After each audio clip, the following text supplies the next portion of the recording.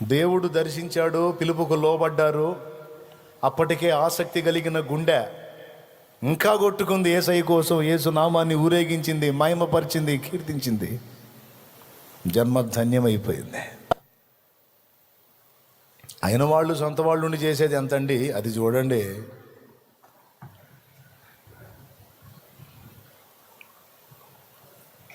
ప్రియులారా, మన కోసం మనం బ్రతికితే మనతోనే మనం అంతం. ప్రభు కోసం, ప్రజల కోసం బ్రతికితే దాని వైభవం శాశ్వతం. ఈరోజు ఇక్కడ కూర్చున్న వాళ్ళలో చాలామంది దేవుని కొరకు ఆసక్తి పరులు ఉన్నారు. ఈరోజు స్పష్టంగా దేవుడు నీతో మాట్లాడుతున్నాడు. నువ్వు తెగించాల్సిన సమయం ఆసన్నమైంది అని. నువ్వు ప్రభు పరిచర్య కొరకు, దేవుని నామ మహిమ కొరకు సిద్ధమవ్వాల్సిన సమయం ఆసన్నమైంది. రాకడ బహు సమీపమై ఉంది. రారాజు యేసు రాబోతున్నాడు. ఆయన రాజ్య వార్త మోసుకెళ్లాల్సిన సమయం ఆసన్నమైంది. ఆత్మలకు యేసును గురించి ప్రచురపరచాల్సిన సమయం నీ వంతు స్టార్ట్ అవుతుంది. నీ సమయం వచ్చింది. ప్రభు నిన్ను దర్శించి స్పష్టంగా నీతో మాట్లాడుతున్నాడు. నాతో ఎందుకు, చాలామంది ఉన్నారుగా, సేవ చేసేవాళ్ళు చాలామంది ఉన్నారుగా, ఉన్నారు వచ్చారు లైన్లోకి. లోకాశల్లో కొంతమంది పడ్డారు, శరీరాశల్లో కొంతమంది పడ్డారు, ధనాపేక్షలో కొంతమంది పడ్డారు, అబద్ధ బోధలో, దుర్బోధలో కొంతమంది చిక్కుబడిపోయారు, పెద్దల పెత్తనంలో కొంతమంది ఇరుక్కుపోయారు. కాపరి గొర్రెల్ని గాయాల్సింది పోగొట్టి గొర్రెలే కాపరిని శాసించే పరిస్థితుల్లో కొంతమంది ఇరుక్కుపోయారు. సమర్పణ కలిగిన సేవాని మొదలుపెట్టి ఉద్యోగస్తులా కొంతమంది మారిపోయారు.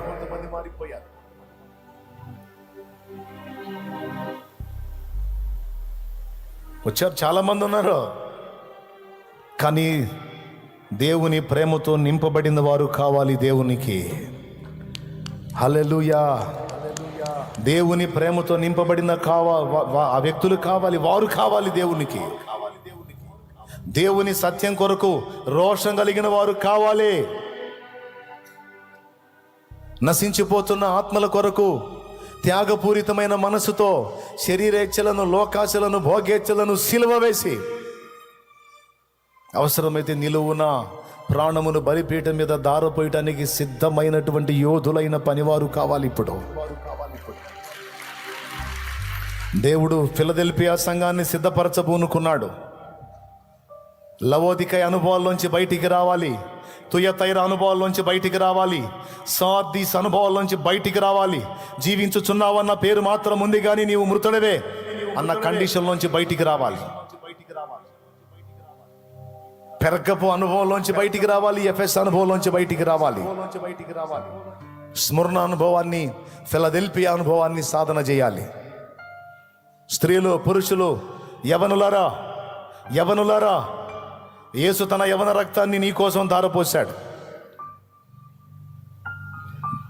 నీ యవన జీవితం ఎవరికి? ఒక స్త్రీని చేసుకొని పిల్లల్ని కానీ ఆ నలుగురికా నీ యవన రక్తం? నీ ఇంటి వరకేనా నీ యవన రక్తం? భక్తులు చూడు,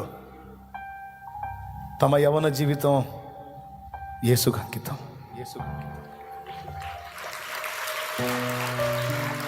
ఒక కుటుంబం అన్నదాన్ని పట్టించుకోకుండా వెళ్ళిపోయారు ముందుకే. ఒకసారి ఆలోచించు నాయన, నిన్ను కుటుంబం వదిలేసి రమ్మని చెప్పట్లేదు.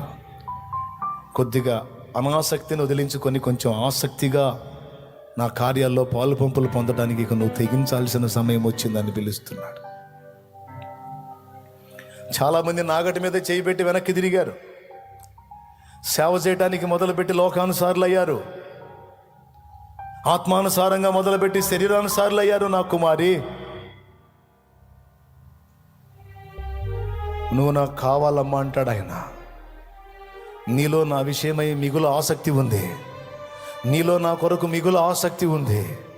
నా కుమారుడా, నాకు సౌలు తెలుసు, దావీదు తెలుసు. నాకు సౌలు తెలుసు, దావీదు తెలుసు. నీవు దావీదు వంటి వాడవు, నీవు దావీదు వంటి వాడవు. నువ్వు కావాలి నాకు. హల్లెలూయా, హల్లెలూయా, హల్లెలూయా, హల్లెలూయా, హల్లెలూయా. స్తోత్రం, స్తోత్రం, స్తోత్రం, స్తోత్రం.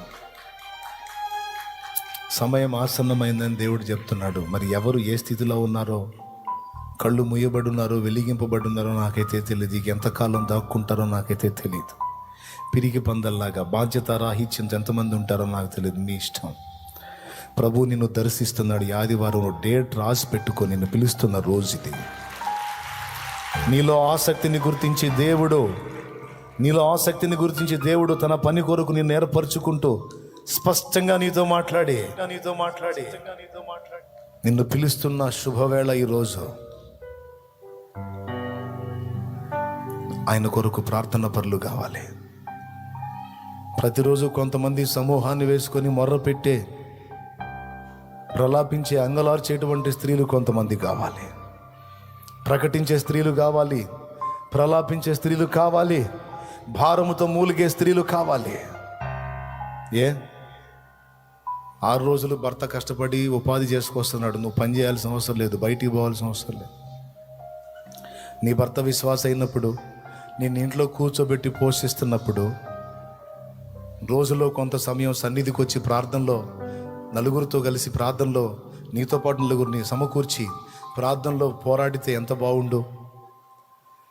ఆయన మందిరావరణంలో ఒక్కరోజు గడిపితే 1000 దినాల కంటే అది శ్రేష్టమన్నాడే. అలాంటిది ప్రతిరోజు కొంత సమయం, కనీసం 1 గంట నువ్వు దేవుని సన్నిధిలో ప్రార్థన కొరకు కేటాయిస్తే ఎంత బాగుంటుంది.